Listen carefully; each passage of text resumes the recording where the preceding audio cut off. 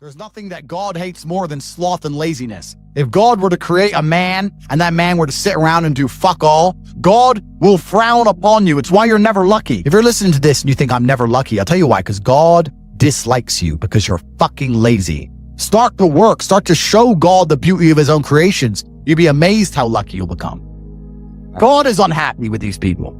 And inside their hearts, they're unhappy. We talk about depression, anxiety, all those things you mentioned earlier on this podcast. You loathe your own weakness. You loathe your own laziness. This is what all of these things are. I don't feel depression. How can I feel depression when I'm the most powerful version of me that I could ever fucking be? Most men are walking through life and they don't realize that it's constant competition. Every single pound they want, someone else wants. Every single girl they want, someone else wants. And they're just sitting there just fucking floundering and wandering through life, unaware of how competitive the world is. And this is my point. If the world is truly that competitive, you do not have time to be depressed because it's a non-competitive mind state. You could be depressed for X, Y, Z, whatever. I'm not depressed. And I want the money you want, and I want the girl you want, and I want the status you want, and the car you want, and the house you want. I'm gonna get it, and you're fucking not. I don't give a shit what happens to me in my life. I don't care how bad it is. I don't care if the worst, most heinous things I could possibly imagine happen to me.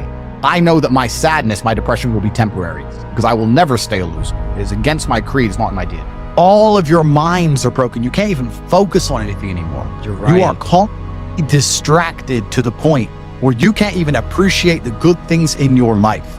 You're distracted. Your minds are broken. You need to rewire your mind and resist the slave programming. If you cannot control your own mind, then you are just a feather in the wind of life, because your own mind is the only thing you can control. You can't control the weather. Right. You can't control people. You can't even control whether your heart stops beating. You might have a heart attack tomorrow. You can't control anything besides what you think. If you cannot control your own mind, then you go through life with zero control, zero influence. You can't control anything.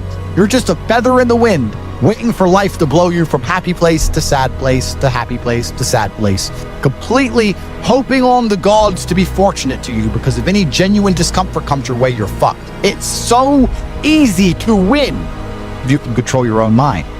It seems that nobody fucking can. Your own father's ashamed of you, and you don't even feel fucking motivated to do shit. It's a fucking shame.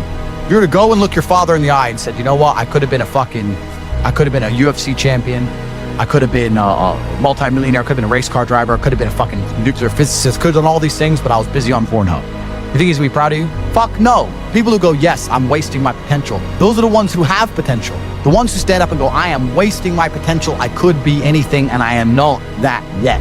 They have a chance. This is your prerogative as a man.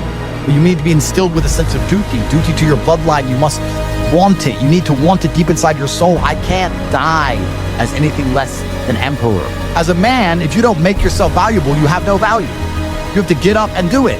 Just like a video game, you start with fucking zero. You have to decide if you want to complete, you have to upgrade your character.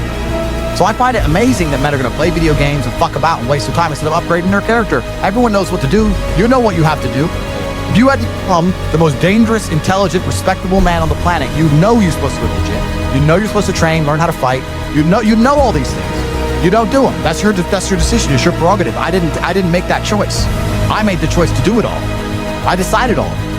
And every single man watching this can do the exact same thing, which is why I have very little pity when I do these streams and people think I'm arrogant or I'm rude to people. But if you've made a fucking decision to be less than you should be, then I believe you should be mocked for that. And me as a man, when I put myself through hell, when I have had such exacting, such stringent standards for myself, why would I then have less exacting, stringent standards on the people I meet? Why would I put myself through hell to be me and then meet someone who didn't put themselves through hell and then treat them like my equal? No, fuck you. I suffered when you didn't. So you're not my equal because you decided not to suffer. You have enjoyed comfort when I haven't, and that's fine, but don't expect me to look at you as my equal because you're not, because I put myself through hell. I put myself through hell because I decided to throw comfort away. For 10 years of my life, I was never comfortable. My basic premise is that I refuse to believe that things are reality. The idea, I believe, that if you feel depressed, something is depressing you, and you should try your best to fix it. You should take control of your life and do your best to fix it. Let's say your girl leaves you, you start to feel depressed. But you believe in the idea of depression.